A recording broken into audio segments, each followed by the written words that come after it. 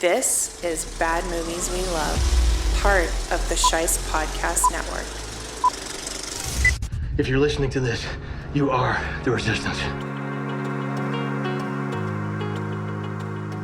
Hello, Bad Movie Lovers, and welcome to a very special spotlight session here on Bad Movies We Love, where we don't just talk about the movies, we talk to the people who make them.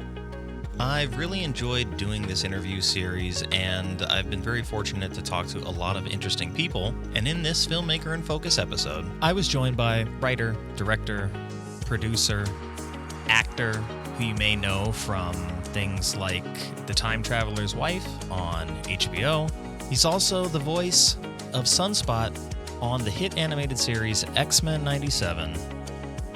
Gui Agustini is in the house to talk about his career behind the camera, in front of the camera, and to give us a little bit of a preview of what's in store on the new season of X-Men. So take a load off and enjoy the interview. This might be my first time in the U.S.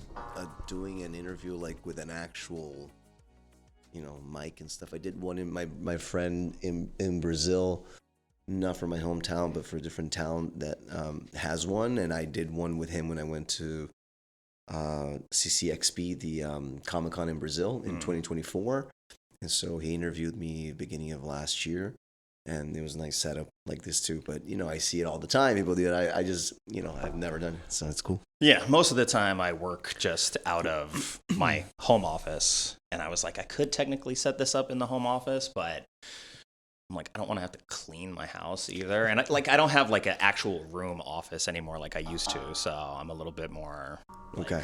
Hey, when the occasion calls for it. Yeah, sure. Yeah. All right, man. Okay. The man, the myth, the legend, Gui Agustini in the flesh, in studio. Thanks for being here, man. Yeah, thank you for having me. It's been a long time coming, huh? It has been. Yeah. I mean, well, technically we did a podcast already like 2 years ago. So yeah, but like yeah, but it's been a long time coming to actually like sit down and talk with you about your work as a director, and we'll talk a little bit about your acting as well. And because this is going to be a June-centric episode, we'll talk about X-Men, of course, because it's coming back. And I'm representing again. Yes, exactly. I would be remiss in my duties if I didn't at least talk to you a little bit about X-Men. But I got to watch, I want to say like a dozen of your movies, something like that, maybe 15. There was a couple that automatically played after the ones that I pushed play on that you didn't send me, so I watched those as well. Jesus. So I feel like bad stuff, I'm sure. Yeah, I feel like I got a good education in your work. The first one I jumped in on though was Coming to Terms. Yeah.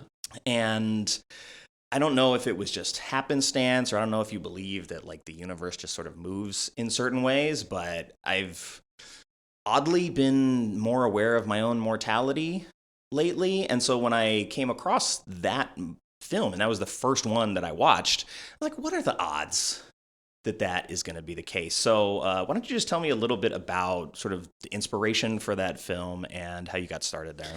That is so fascinating, Nick, because literally, I think it was the end of last year, but I became friends with this incredible producer who's had, for the last, I think, 7 years, his shorts at Holly Shorts here in LA that we know is a really big festival for short films, is Oscar qualifying. And I sent him like 3 of my like best shorts and stuff, and he gave me so much praise about Coming to Terms. And usually, because I feel like the quality of the filmmaking is a little bit below of a couple other ones, I just, I never like send that as my main thing. It's I'll talk about, like what you asked me about the story and all of that. But I just wanted to say, because I then reached out to my friend who wrote the script, Joseph Menzel, who acts with me in the short. And I was like, man, this is so special, right? We both remember being so special. And then I shared with a couple of other friends, and they were also moved by it. And so there it is, you telling me again a few months later, and I was like, I gotta share some clips of it on social, and I haven't yet. So now it's another reminder to do that. But yeah, that short film started because we were all part of this acting studio in New York City called AMAW by Anthony Meindl. And Joseph and I wanted to do something together, and they finally did this like film festival for the school, for the studio, and we jumped right in. One of the actresses in this short was my ex, and so we were doing a lot of. You probably saw her in a lot of my stuff because we did a lot of stuff together. My very first short film was with her before I moved to New York. So that was kind of like, how it was born in terms of like, let's create something together. But then the story came about that I was like, my brother passed away now 16 years ago. Sorry, Thank you. And I for the first time wanted to like touch upon that situation, and I told him like when my brother he passed of cancer, and I had been in the U.S. for a year. I just moved to Miami. When I found out and stuff, I planned to go back to Brazil as a surprise when I showed up at my house, and my parents knew, and so my brother didn't know, and so I dressed up as like a little bit like a hat of a military shirt and stuff, kind of like, hey, I'm here to fight with you, right? And we have the photo,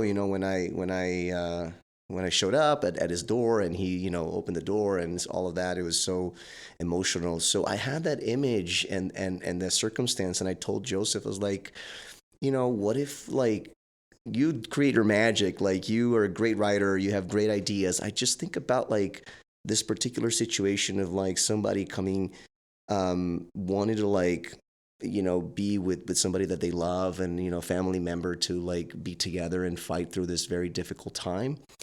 And I said to him, but it doesn't have to be brothers. It doesn't have to be, I actually would prefer if it's not like, feel like so autobiographical.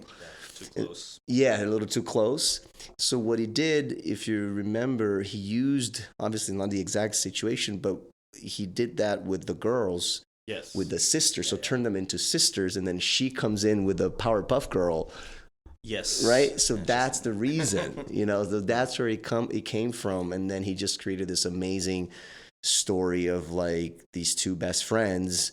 And then my character is the one that's dying of cancer. And then at the end, their stories that are completely separate, they interchange, right? Which I love those stories. I mean, that was such a wonderful idea. He did it masterfully. And that short got us into the film corner at Cannes, the Cannes Film Corner. Oh, nice. Which is, it's part of Cannes. It's just not a competition thing. But it's not easy to get in. I submitted my other two shorts. The one that I'm submitting now, as you know, West Texas Home, which I think is one of my best work in all levels. And I just submitted, and I was so upset because it didn't get in.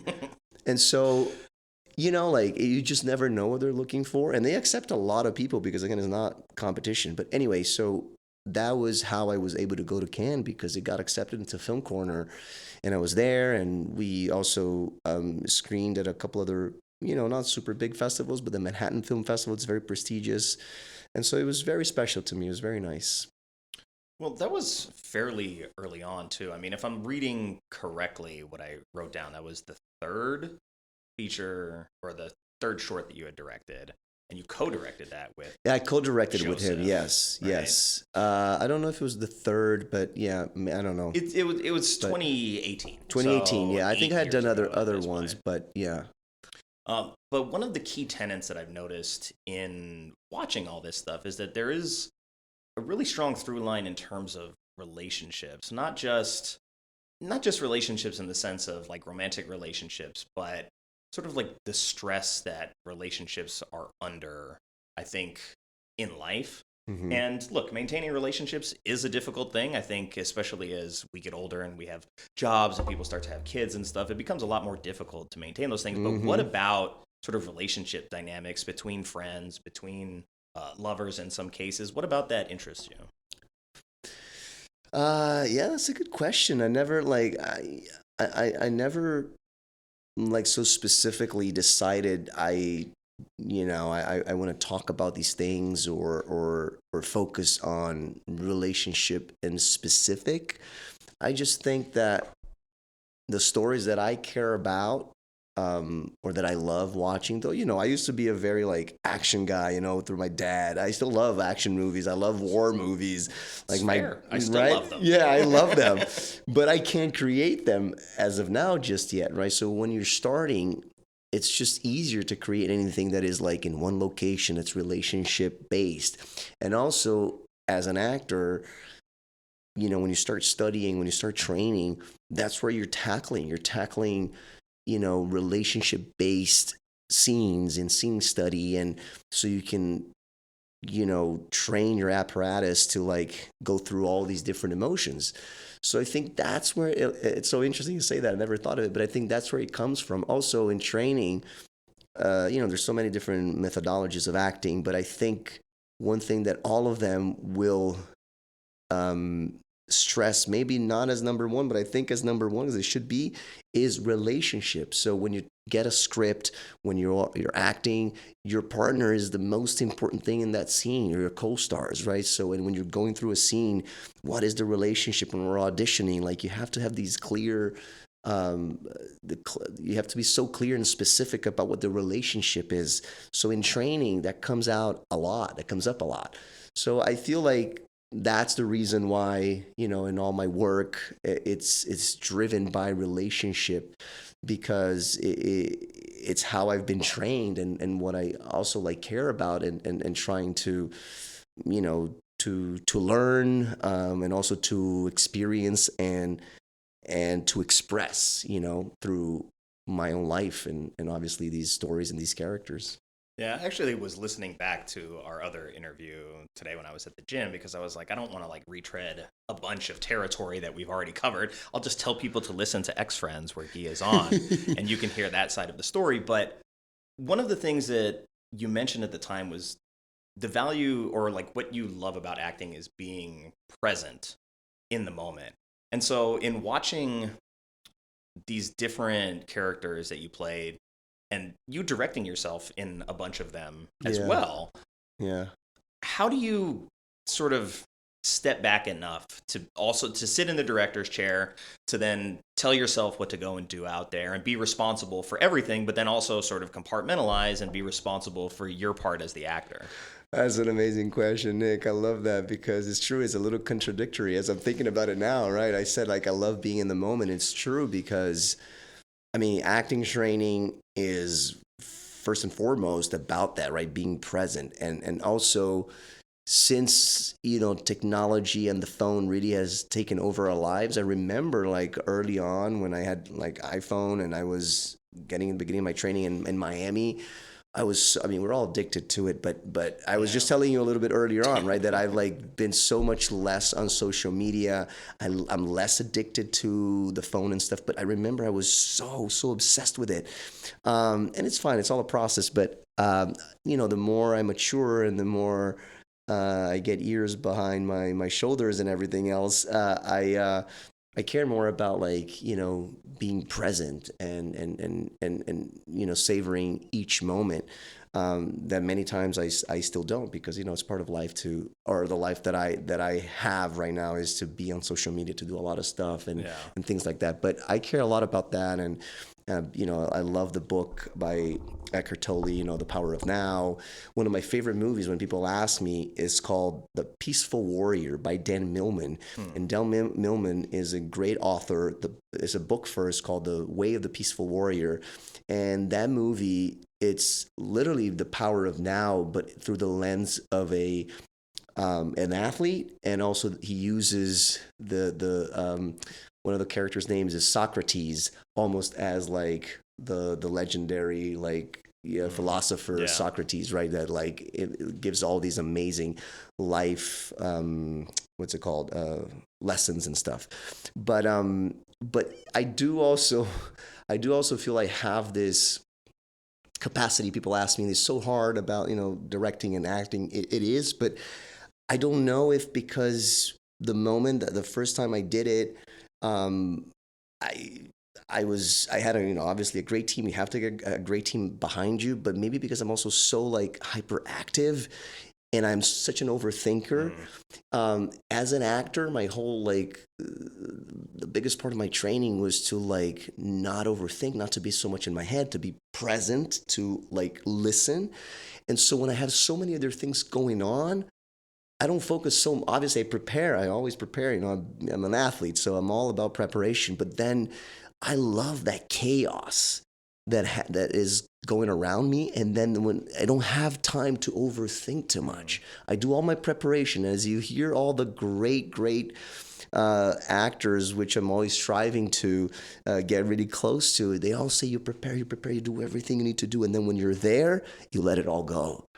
And that's how I feel when I'm directing, because like you said, when you're a director, you are the captain of that ship, and every plot problem, everything that's going on, you are responsible for. And so, there's so much going on, and the moment it's on, boom, it's amazing, because then it's like, it's just like, I just feel that, and yes, it can be tricky, you call cut on yourself sometimes or whatever. That's I learned through the years of like having people that you trust behind that camera as well. So then it's not weird for the other actor and stuff like that. So, but I personally believe that my acting gets better when I'm doing both.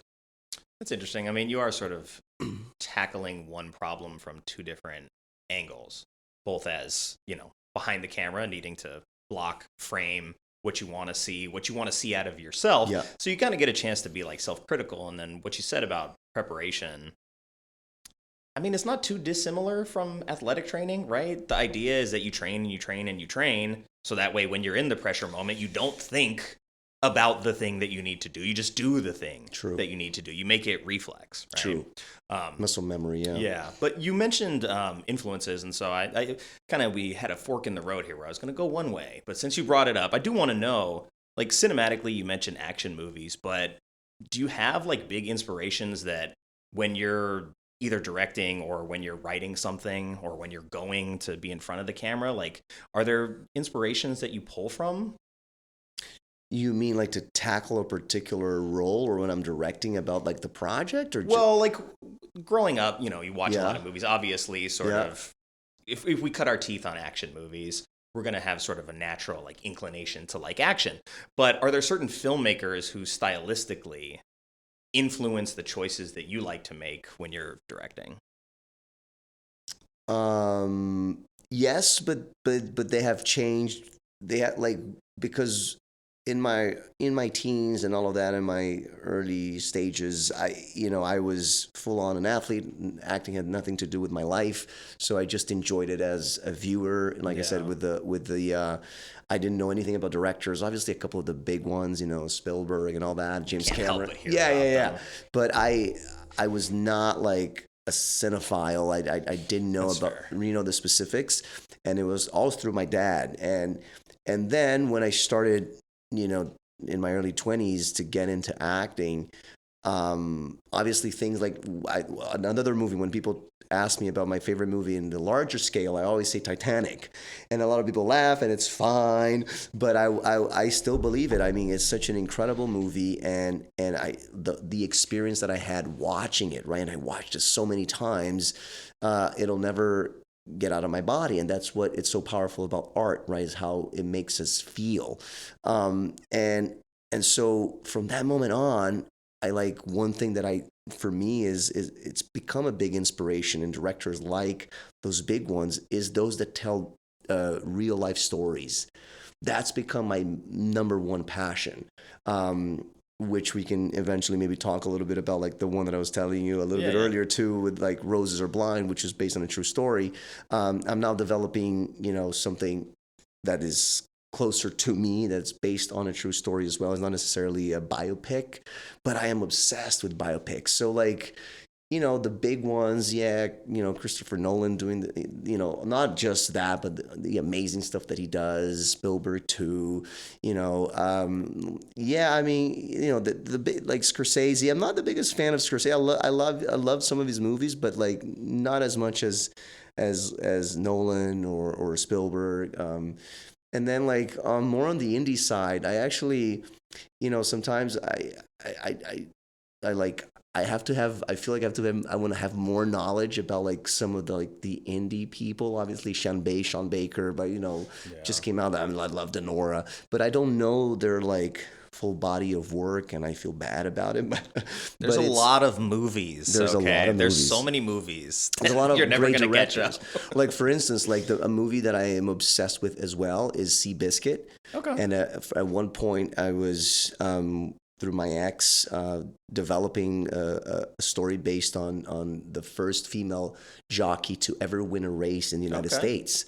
And I watched that movie. I loved that movie. And then I was like, oh my God, that director is amazing, And I started to like research more about his work and whatever. And so, stuff like that, when something like really sticks out, I pay more attention, Yeah, I mean, look, Titanic is not a bad choice as your favorite movie.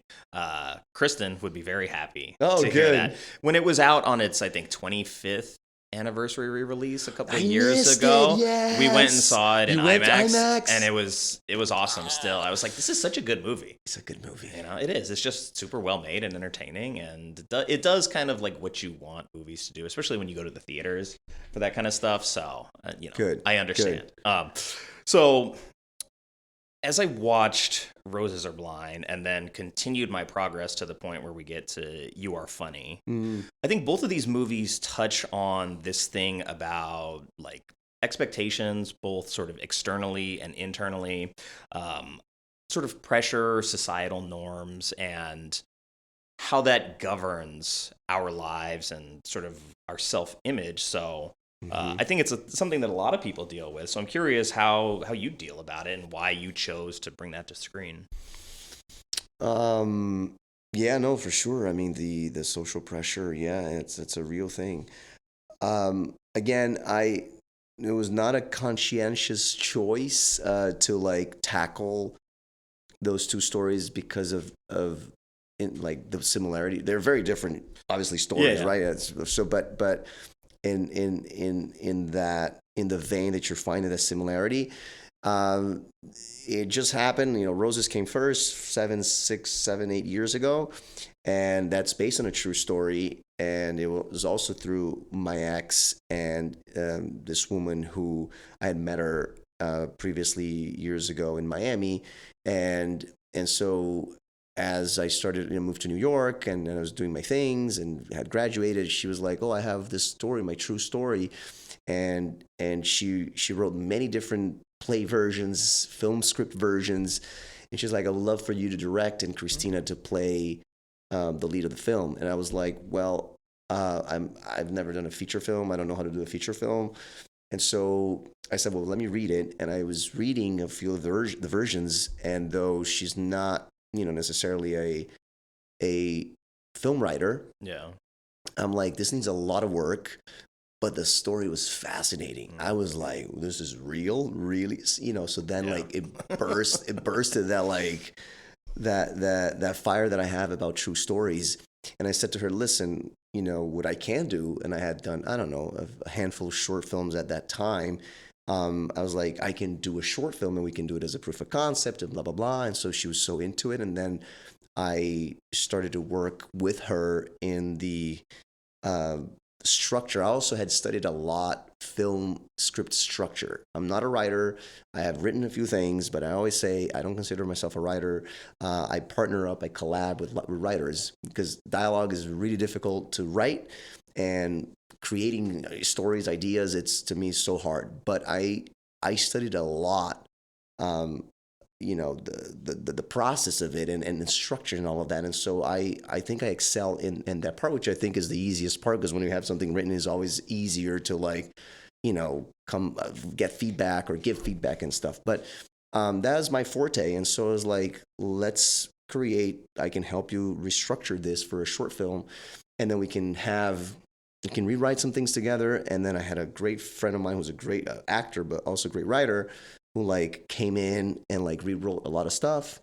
And that's how we got to that script. And then we shot it, and I had, incredible actors who were former teachers of mine in New York. And it was an incredible experience. And, up to this to this point, and still I'm very proud, obviously, of that short. Now, things have gone a little south, and it's unfortunate. But that's how that came about, and it was always with the intention of creating the feature film, which I now have been bought out of after 8 years, and in a very, very disrespectful and very shitty way of how it all came about. So that's what I just wanted to point it out, because it just really happened. We literally just finalized the agreement and all of that, and it was very hurtful, how it all came about, because I not only love that story, I put in so much time, so much energy, to then just for that to happen the way it happened, especially with the woman who I've spent 7 years pouring so much energy into. It was devastating, but that's just to show you, it's it's life, it's business. People will always, do things that we're not expecting, sometimes, unfortunately, in a not very nice way. But I'm happy that I'm actually out and made the best happen to them and to the movie, but so that's how that story, I had nothing to do with let's create this kind of story. It just came to me, right? And then You Are Funny was written by Ashley Felino Rose, who's a friend that I worked with during the HBO The Time Traveler's Wife that I was a part of in New York. And she was like, oh, I've been away from acting, but, she's a musical theater person. She's been acting for her whole life, but she had taken a big break, and we became good friends. And she's like, I have this script. Do you want to take a read? I was like, yeah. And then I read it, and it was so funny. She's very funny. And then we started tweaking things, and working together. And I was like, I think we can do it. I would love to do it, be a part of it, and direct it, because the one thing that I've been trying to do since I created my very first short is that all the stuff that I'm going to pour time, energy into, I want to direct, because I'm passionate about directing, and I want to get better. You know what I'm saying? Yeah. So when I put in money, when I put in time, unless people are asking me to act in it, that's totally fine. You know what I'm saying? But it's volunteers are always welcome. If they have a good story, they have a good director, they're gonna do something, please get me in. I'm down. But when we're developing something, and I'm gonna, I want to do that. So that's how that story came about too. She had already written it. We just tweaked some things and rewrote a few parts, but that was all Ashley. It is funny, and I think you're funny on screen. You have a good comedic presence, and whether it was, I think, forgive me if I butcher the name, but I think it was the Unicorn Diaries. Yes. Where I went to the premiere there. Yes.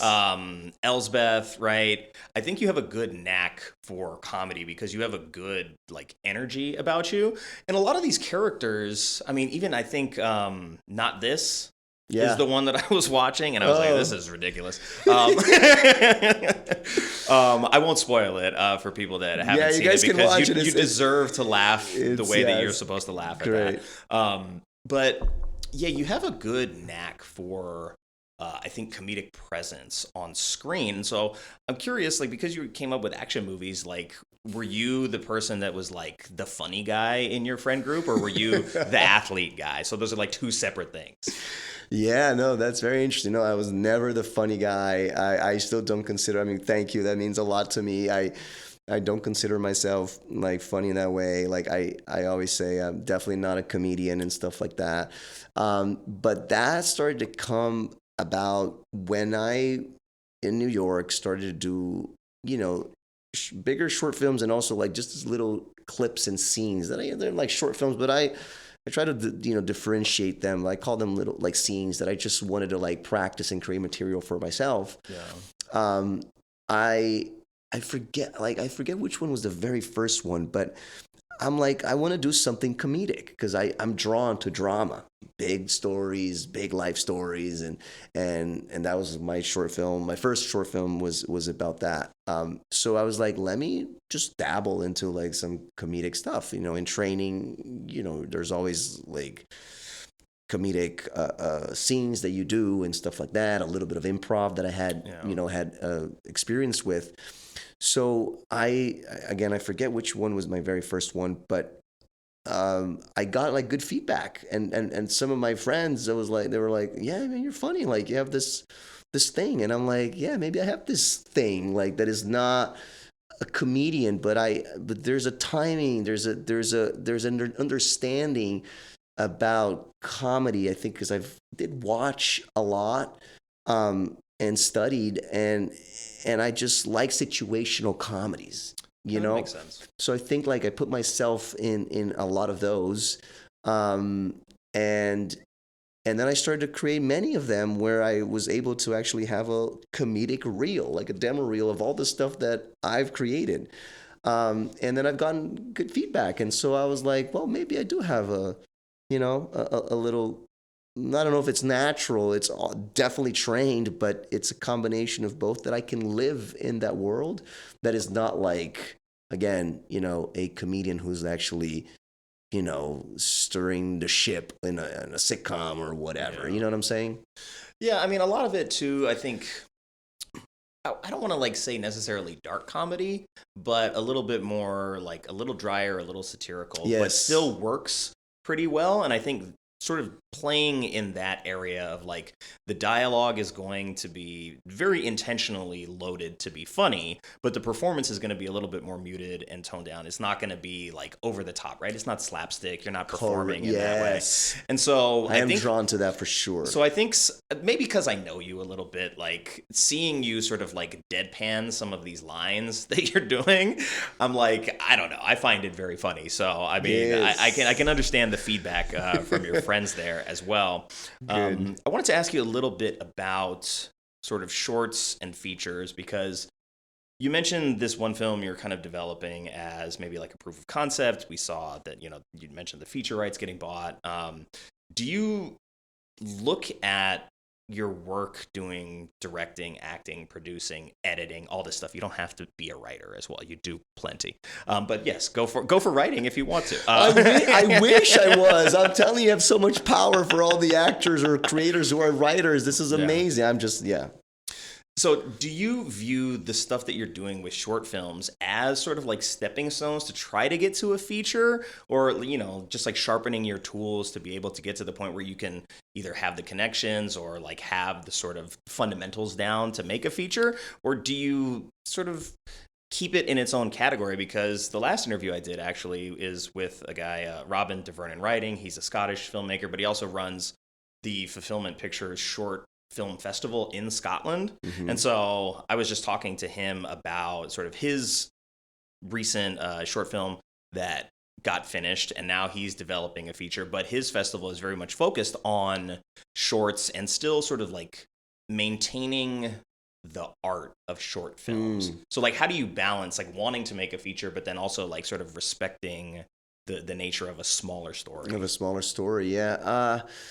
Well, I think it's a little bit of both, but now, like at this juncture of my life, it's definitely, there is another short that I'm developing, that hopefully I get to do it, probably not this year, but maybe next year. But that I'm passionate about, and I'll do it. Like I want to do it at the scale. I don't want, like, my thing is like I always want to keep going up, right? Climbing up the ladder. So West Texas Home, like I said, I think unfortunately we haven't been getting positive, I guess not feedback. It's just positive response for the film festivals. But again, Gotcha. I'm aiming like at the Oscar qualifying festivals and just like higher festivals that I had not done previously. But I wanted to be at that level and more, right? I always want to keep going up in terms of the, quality of the production and, and the people working in it, et cetera. But for me now, it is a stepping stone. I want to do my first feature. I want to direct my first feature. Obviously, I want to be in features as an actor, but I do want to have the experience of directing and acting in my first feature film. That's like a big goal for me, right? And it could be the story that I'm developing right now. Like I said, that's very close to me. I also understand filmmakers out there, like we all know, like when you're starting out, you got to figure out how to make that feature, because most likely it's going to be very low budget. You're not going to get a lot of money. And so for those who like really want that story that is like so close to them to be so amazing, or maybe the story requires like a big budget, you should then probably write or find something else to do because you need to get like something first, right? And so for me, and that like there's very dear to me, but it doesn't matter. I can do a very low budget. I just want to do it, and that's the only thing that I have right now that I can that for me to direct, right? So I'm going to be focusing on that. But in the beginning, it was more to create content, to get experience. And then some of them, actually, the only one really, I think, Roses, that had the idea to do a feature film, right? But I, though I wanted at the time to also direct a feature film, I was also very aware that, hey, I want this to be like, because I believe in the story so much. If we get like great money, if we get like a great director, amazing. You know, I'm not attached to it in that way. But now I am more strategic. I want that short film, for instance, that I'm developing right now. I don't have an idea to make it a feature. That's its own standalone thing. But I want to start moving more into features. I want to be part of feature films, you know. And it's a big discussion I've had with other filmmaker friends of mine. You know, some say, hey, you know, it's a feature is easier to do something contained and super good quality, so you get noticed. A bunch of other people say, no, but you can't distribute shorts. I mean, you can, but not really. Yeah, and you tough. know, and then you a feature film you can sell. I mean, all these things is like you have both sides of the story. I'm like trying to figure out, but I don't discount it because I don't know. I forget her name, but if you remember that movie, I think 2 or 3 years ago, Netflix movie called The Power of the Dog. Yeah. Cumberbatch. So apparently I went to a talkback. I went to a screening with a talkback, and I think it was the director who I think she had directed maybe 1 or 2 movies. Jane Campion? Yes, Jane Campion, right? I might be butchering here the information correctly, but I know that she did a short film. I think if I'm not wrong, she did that short film in order to show and to prove that she could direct that feature film. Oh, it went away. Oh, He was right. He's gonna go. oh, there. Oh, okay. Look at that beautiful logo. We're back. So you know, so even and she had done other. I don't think that was her very very first feature film, and I think she is a cinematographer. But you know, so like even at that level, people are creating short films to prove that they can direct or whatever. You know, so I'm open to both, but I want to start to get my body really wet in feature film. It's not my feet, it's my body. I just want to be all in. How many features have you done? Was it just the one? Unicorn Diaries, I was part of 2 feature films in Brazil. Okay. One that, you know, opened the weekend of the pandemic, and it had opened in the entire country. So it was, you know, it was a big thing for me, but obviously Bad timing. It was a comedy, actually. And then the other one is based on a true story of a Brazilian jiu-jitsu fighter named Fernando Tererê. And I don't think it came to the U.S., but it was it is still on HBO Max, but Brazil or Latin America only. And that's an incredible movie. I actually played an American FBI agent, like an agent, because he comes to the U.S. and he gets arrested here. And so those are the 2 feature films that I've been a part of in Brazil, and then Unicorn Diaries, and yeah, that's about it. I did notice some Brazilian jiu-jitsu in a couple of these films. The one in the high rise where you choke out your friend from behind, and then he also chokes you out. Yes. And then Closure was the other one. There was quite a bit of jiu-jitsu in that, actually, in the fight scene. The fight scene. Closure is the one that I only directed, but that was specifically created to be like a fight thing. Yeah. And then you also had, what was it, an underwear ordeal, which is, again, fight choreography, comedy-based. But, I mean, you mentioned that you like action, or you grew up at least with action. So interesting to see that stuff. Are you drawn in a particular direction when it comes to the things that you're selecting to do? Because I mean, watching what I watched, I was like, it's pretty much like there's some sort of supernatural stuff, there's comedy, there's drama, like there's a bunch of different stuff all across the spectrum. Like, is there one that you sort of gravitate towards more than others? I think I probably should be like more specific in one lane. I feel that's maybe a little bit of a kryptonite for me because I like to vary, right? But again, as I mature and as I grow in my acting and my directing and my artistic life, I'm starting to decide a little more specifically. Again, I would love to be part of an action of anything. Actually, I can't say it because actually it might have fallen through. I'll tell you a little bit later, but it was it was supposed to be an action, or it is an action movie that had somebody really well known that I don't know if it's going to be in the movie anymore, so I don't want to say it. But I auditioned for the lead because it doesn't play the lead.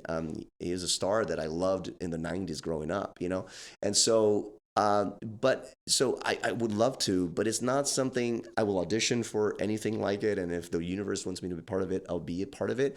But in terms of like creating as a filmmaker, I'm not going to go that direction. I think my lane is just like beautiful, uplifting, true stories, and if they're not true stories, that's fine too, as long as like, I think it's going to be more relationship based.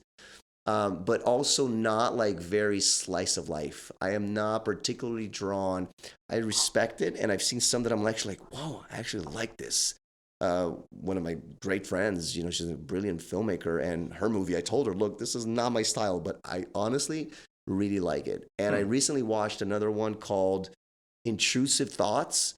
That same a friend that I mentioned about the short films at Holly Shorts, Coming to Terms, he produced that movie, and it's really good, and it's also not my style. It's just a little bit slow, and it's like the slice of life thing, and like I'm drawn to like Marty Supreme stuff, shit happening, boom, in 10 minutes something happens, high stakes, yes, and shit turns around, Or, it could be, there's slow moments too, obviously, but like one battle after another. I mean, I'm talking about big scale stuff, but I like stuff to happen, right?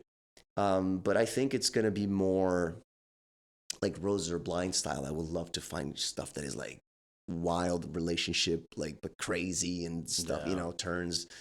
I also like thriller. I love thrillers. So I remember like Bone Collector, one of my I love The Bone Collector. I've been told it's a bad movie, but I'm like, I'm going to do it on Bad Movies We Love. Oh my God, do it. Please, it's going to be... Do it. You should do it. You should come on the show and do it. I'll do that. I have to rewatch. It's been a long time, but I love that movie and suspense and thriller and stuff. So and also because like as a filmmaker too, we know that like the thriller / horror genre is just so big and easier to get in. So everybody's trying to target that. And now I'm collabing with a friend of mine who, incredible writer, has this amazing script that I'm obsessed with. And hopefully we'll find the money to make it happen this year or next year. And I'll get to be a part of it. And it's in that vein, thriller, very like thriller with a little bit of horror, but but that's something that is cool. It's just... a really good director recently who actually cut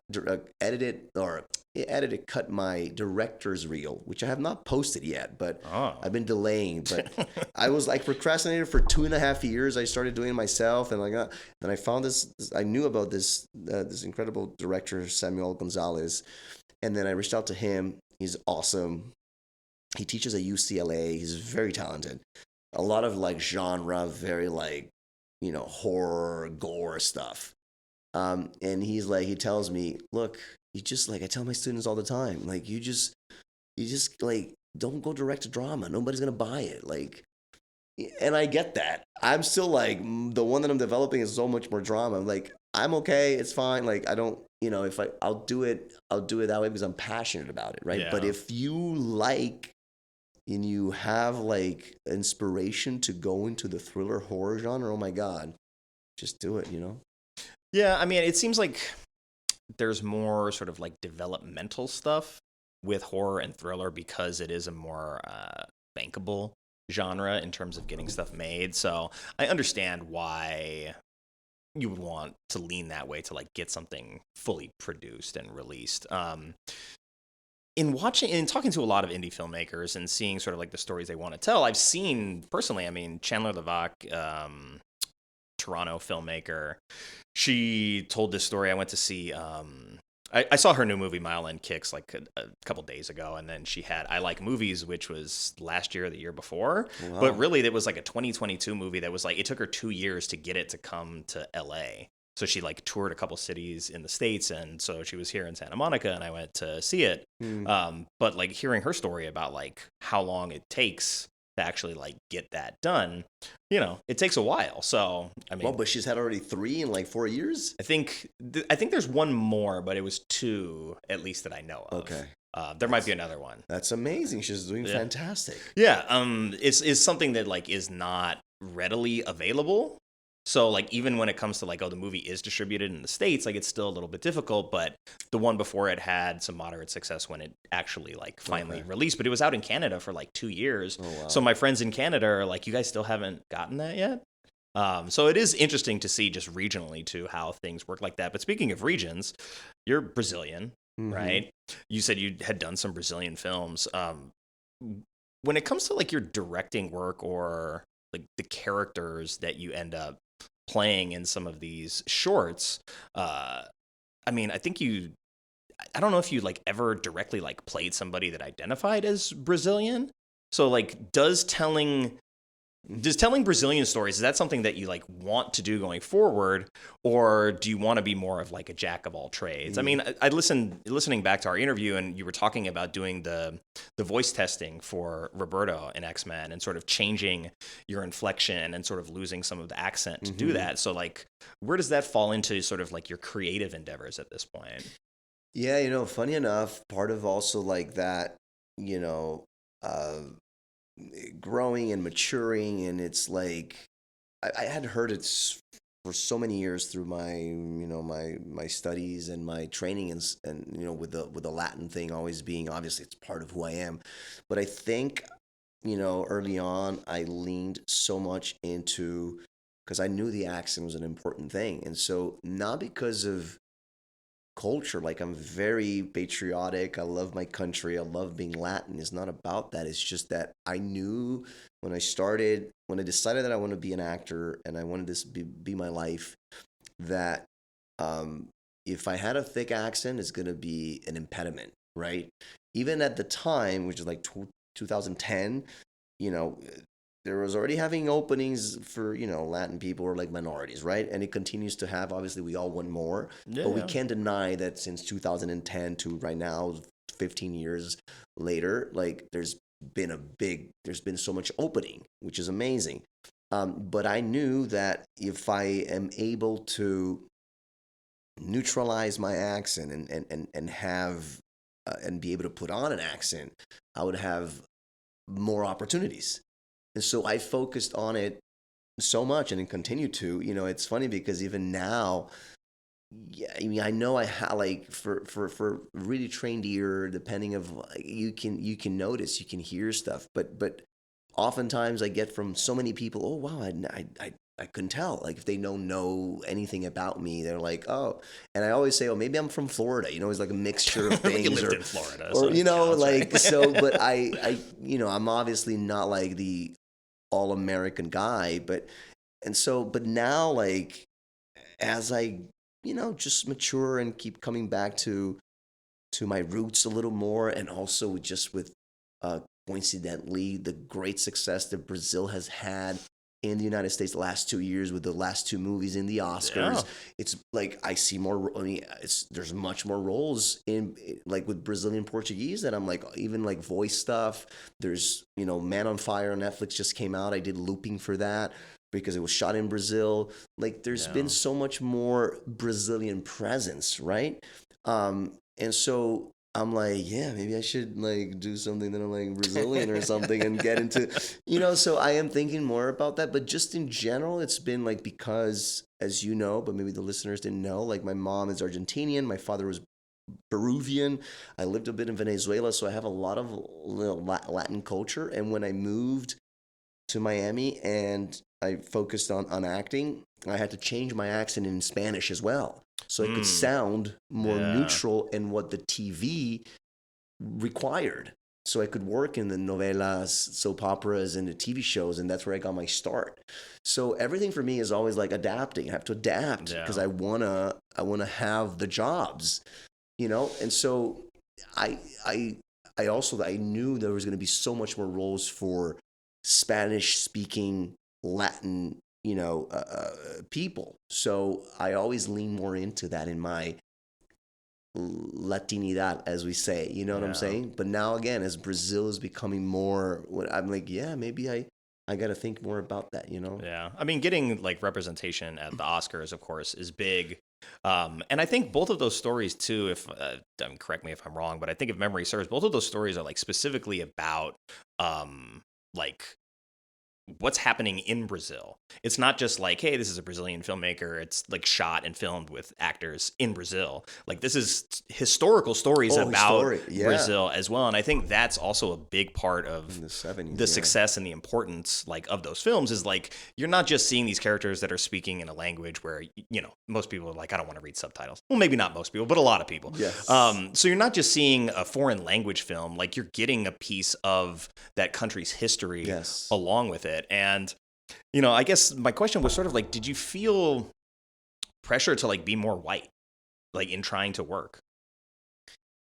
Well, in terms of the accent, yes. Yeah. But funny enough, I feel like I'm such, even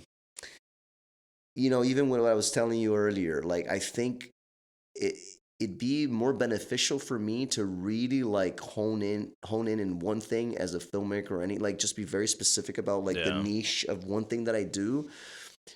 But I don't know, it's just part of me to want to like always like have this expansive thing. And so what is tricky about me is that I am on the whiter side in skin color, right? So I'm more white than I am Latin, I feel, for casting when they see a photo of me.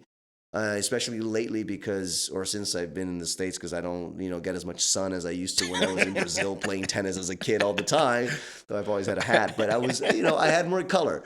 But so like, I'm already like coming off more, if you just see my photo, as an European, whatever, that is whiter than it is Latin, right? And so, but the pressure to be white in that way, it was just, I don't see it that way. It was just like the accent, which to me makes sense. I mean, I want to work in this country, in this language, and have more opportunities. So I want to be able to truthfully be received as an American. And then if I want to change and I want to have these skills, then I want to have, you know what I'm saying, which is accent, which is, I'm not the greatest at, but I've at least now have a couple in my pocket, but some people are so talented with like doing so many different accents and changing, I mean, you're very multicultural as well. I mean, even within the States, you've lived in like 3 or 4 different states at this point. Yes. So, and regionally very different too, like Miami to New York, California. Yeah. So like really, I think checking a lot of boxes there. I mean, I'm surprised you're even in town to do this interview. Every time I see you, you're traveling somewhere to do like Comic-Con or working or something. I want to ask a little bit about sort of timeline trajectory, because a lot of the stuff that I watched in preparation for this interview is pre-X-Men. Mm-hmm. See, we got to X-Men, I told you. Mm-hmm. So a little bit pre-X-Men, and then now there's been a couple of years. It's been 2 years since the show finished airing, actually. I think the end of the show aired like 2 years ago next week, something like that. Great to know, because I made a post about, I think it was episode 4, when it was 4 years of episode 4, episode 1. Yeah. I always like to do that, like 2-year anniversary. And then I did, I did episode 5 because it's so monumental, but also because I didn't realize that one of my favorite lines in the show that is said by our great Leonard Zan, who voices Rogue, is in that episode, and I forgot that I was actually in the episode. I mean, I knew that was part of that scene, but I didn't know that scene actually happened in episode 5, where she looks at Roberto and says, hey, Romeo, the odds may be bad, but the cards are always in the X-Men favor. And it's my favorite line of the entire show. So anyway, so good reminder, because now Yes. next week I'm going to do another post, because that's a big moment for Roberto, if you remember. Yeah. I think the 15th is that the end of the show. There you go. Maybe. Perfect. I don't know. I'll look it up. I think that's what you said in the other episode that we did. But I'm curious, like, what's changed for you in terms of how you like approach doing the directing work? Because now, like, you do a lot of the cons, so you travel a lot, right? You had to be back in studio recording again for X-Men. You've gotten more work. That I've been to the premiere for one of these movies. So how has your like relationship to directing changed sort of post X-Men?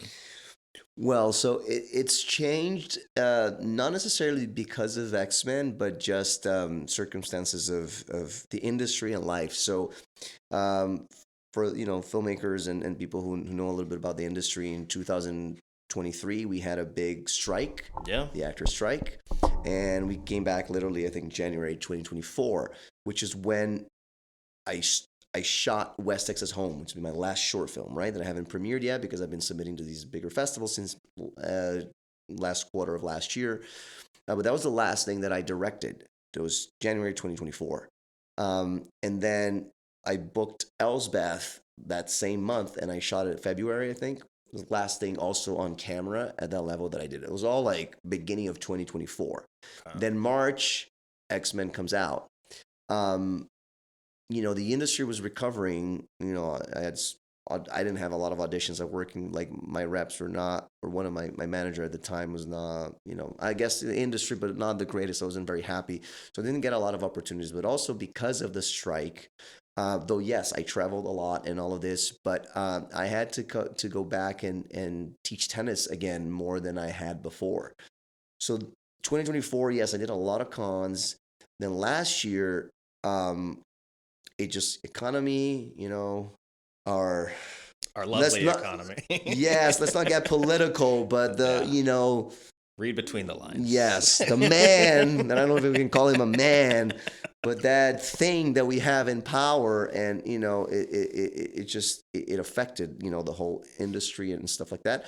And so last year, even more, I was like teaching so much tennis, and so and then doing as much as I could of the cons, the opportunities that I had, and obviously always auditioning, but I didn't have the energy. And also, like, I always my shorts take so long.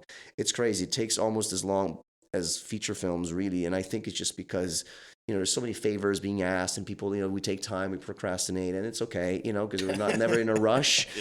But I shot it, January 2024. I mean, we didn't really get close to finishing a year later, right? And so I didn't have time or energy for anything else. And now, like, okay, this is done. Let's start thinking about the film festival stuff.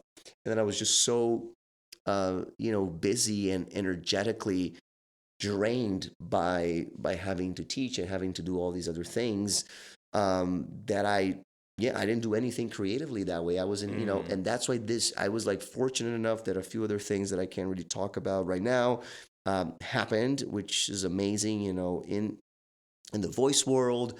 Also, some other things not related to the entertainment industry. But I had committed, I was like, I don't know, since like July or something like that, I was like a big believer in law of attraction, visualizing, believing, all this kind of things. And so I did so much internal work, and I'm like, I don't care. I don't know how, but next year I am back to like directing. I'm back to because I had never, since I started 2013, my very first short, I think it's been the longest hiatus of like 2 years of not creating something of my own. And I wasn't in an acting class and anything like, and I wasn't like acting, the voice stuff, but it's also sporadic. So I'm like, I gotta be back to my artistic actor self, number one, because I'm first and foremost an actor, and then into my creative stuff with directing. And so I'm back in that path. I have great friends too that were like, so many ideas. I might hopefully be able to shoot something at the end of this month, beginning of June. and just start creating little things, because it's so creative for me. It helps my acting, and I need new materials. So if I'm not getting booked and getting new stuff, like I need to create my own stuff. No, that makes sense. So that is kind of the reason I missed it so much. I was like, I don't know what I need to do, but it needs to change, because I can't go another year without like not feeling I'm immersed in the life that I love and that I want to be. Yeah. So yeah, things are changing. Well, good. I'm glad things are trending upwards again. I think there was just a recent either like city bill passed or California state legislature bill passed that helped to keep filming in LA. So I know that is a big deal too. So it's been a big thing for the last like year and a half of people, trying to fight to keep film jobs here. How much are you at liberty to actually tell us about X-Men? You can tease it. I mean, I don't know how tight your NDA is. It's very I'm sure it is. I can't. It's going to be good. No, actually, right? Well, so here's the thing.